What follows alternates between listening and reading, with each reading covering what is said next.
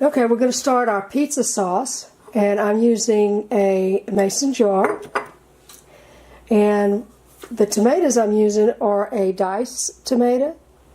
You can use pureed or tomato sauce, and of course if you use pureed or tomato sauce, you don't need to use the stick blender. However, I like a little texture. I'm not going to blend it. Mostly I'm blending my spices. And we're going to use a tablespoon of crushed red bell pepper and a half a teaspoon, 1/2 teaspoon of oregano, basil, thyme. You can use Italian seasoning if you like. And I'm going to use a teaspoon of garlic powder. So, hope if this is noisy, I'm sorry. There'll be a link below for my can opener, which I absolutely love, and the inversion blender, or I should say stick blender.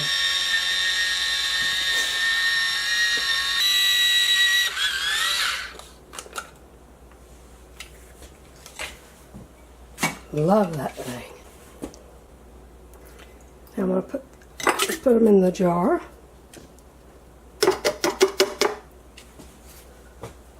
You can make this ahead of time. You can make it like the day before, maybe even the 2 days before, because you know the seasoning in it will help meld. This is the morning before my pizza, so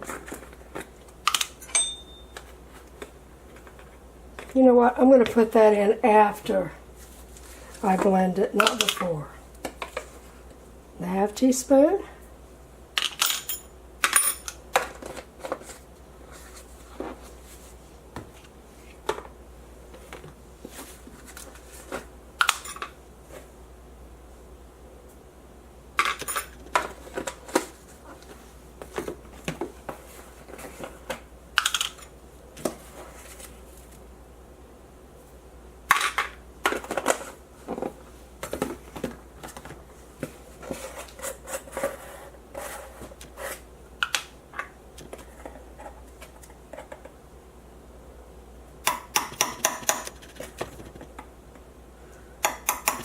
Teaspoon of garlic powder.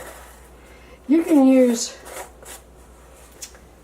you don't want to use that much garlic powder, then of course leave it out or use more, half or use more. Yeah, sorry for the noise.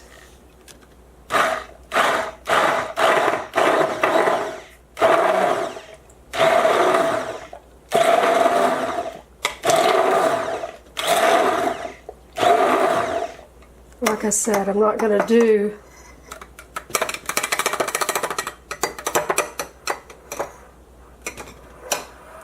doing a lot because I personally I'm not blending it a lot because I like chunks.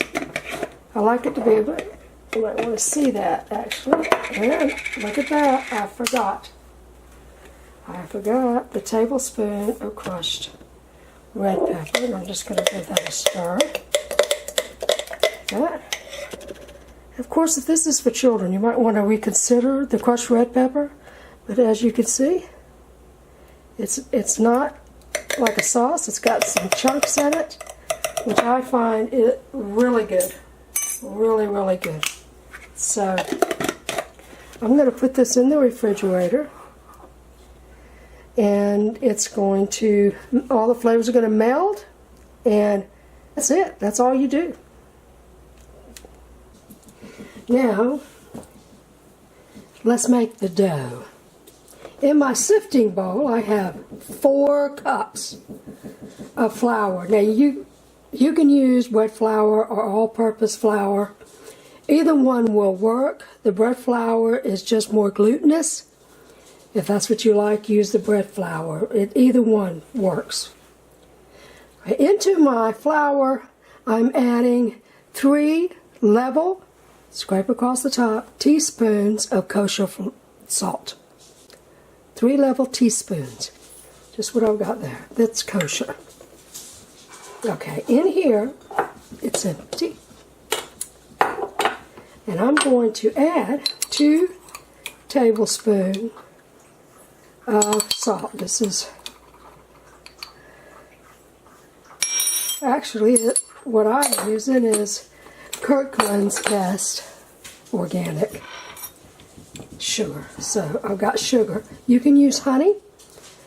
It needs to just have something to help it give a little rise. It's just going to help it out a little bit. So let's add a cup of water. Now your water, you want to have it just tepid. Just what is called blood warm, which is you put your finger in it, clean. It's warm, but it doesn't sting. Just don't go above 100 and you're fine. So I'm just going to give this a little swirl. A little bit melt my sugar. Now, this is a tablespoon. I'm going to use 1 tablespoon. This is active dry yeast. You know, truthfully, you can use instant. You can use regular yeast. You don't have to use active.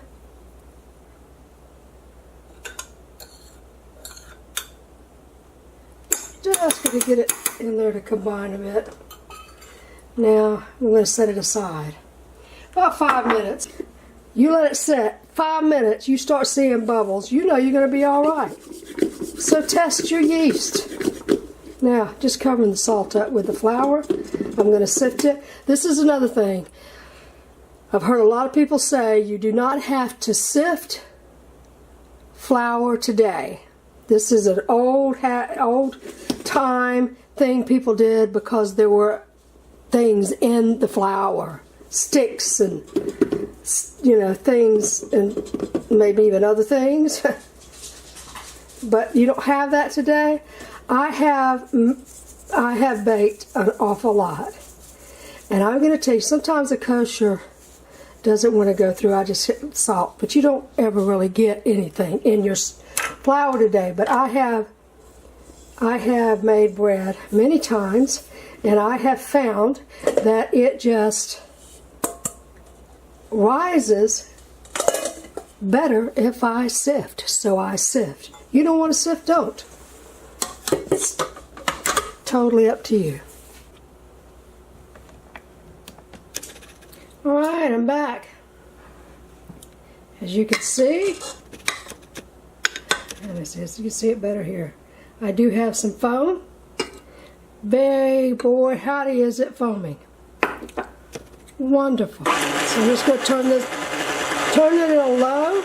By the way, if you have a mixer like this, a stand mixer that make your bread in, don't turn it any higher than 1 to knead your bread. Now I'm going to put every bit of my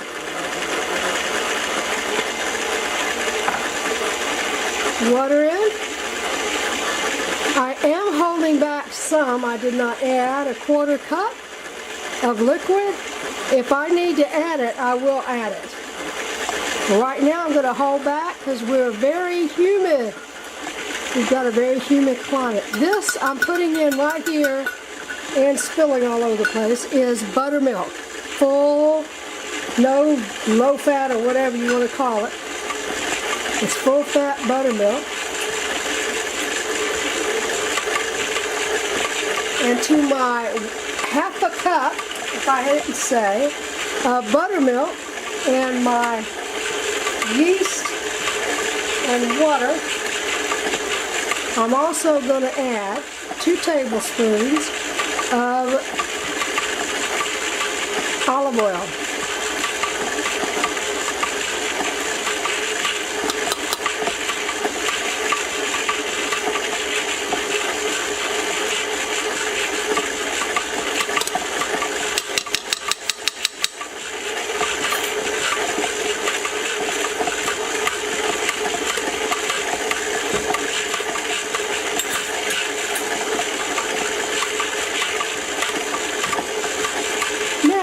I've got of flour, sifted, along with 3 level teaspoons of kosher salt.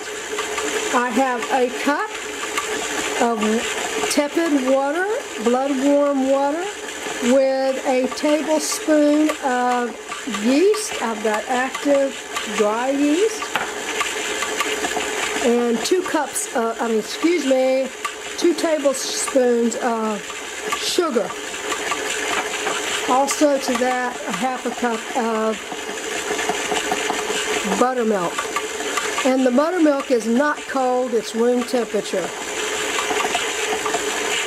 So right here I have about a 1/4 cup. Swirling it around, try to get all the rest of the yeast. I'm going to see what I got. Oh, it's dry. It's too dry.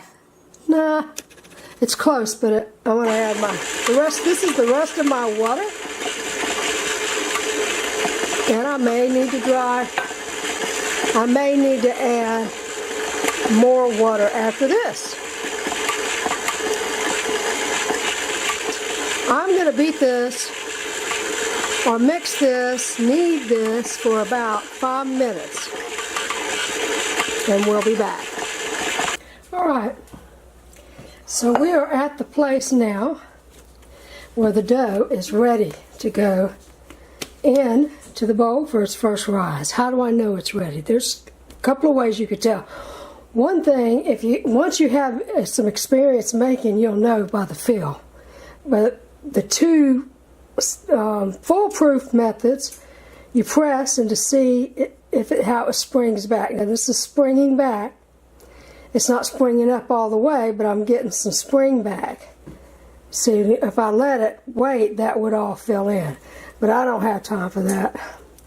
So what I'm going to do is the other way. See, look at how stretchy that is. Look at that. That's another way you know. But if you can get what's called a window, and you can see through the window because it's so freaking, you see I don't know, probably can't see my finger.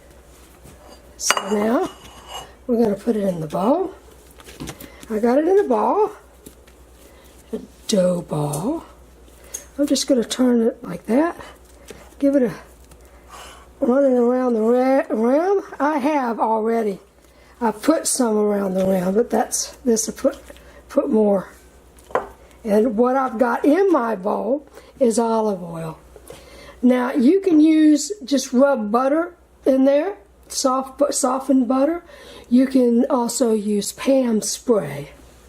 Some people will turn their nose up at you using Pane spray, but if you don't have a problem with it, then it's none of their business, is it?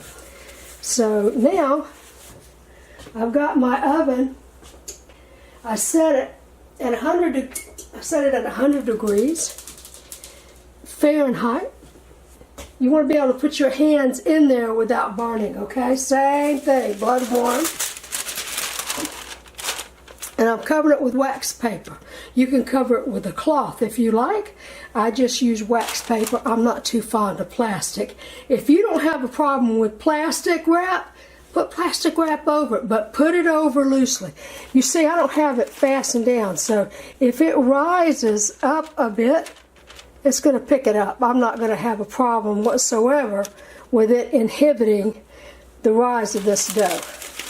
And it's going to double in size. When it doubles in size, it's going to be a bowl ball about like that. Now I want to tell you, this is going to make enough for a full sheet pan, or 2 half sheet pans, or 2 large pizza pans. If you don't want that much pizza dough, cut it in half, wrap it really well. You can wrap it in freezer paper and put it in a plastic bag. You don't have a problem with plastic. You just put it in a plastic freezer bag and you put it in the freezer. I wouldn't put it in there more than 6 months. However, I heard Julia Child said she'd let hers go for a couple of years. Okay, I'm putting this in the oven. We'll be back. This is after 1 hour. And it's definitely doubled.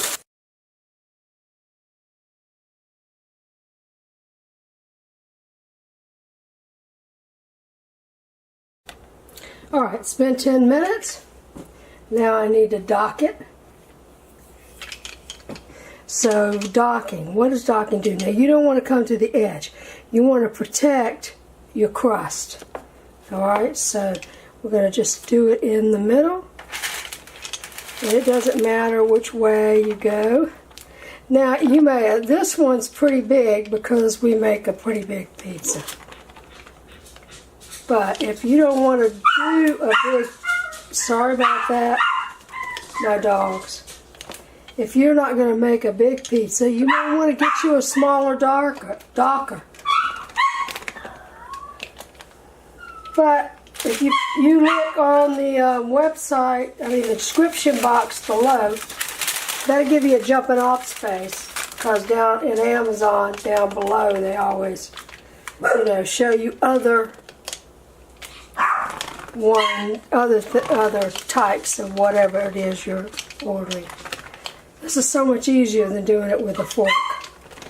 What does this do? When it pre-bakes or even just bakes, if you don't dock any bread that is flat or pastry or whatever, it is going to roll up. You're going to have bubbles, and you don't want a pizza that has little hills in it. This prevents that. Hopefully, completely.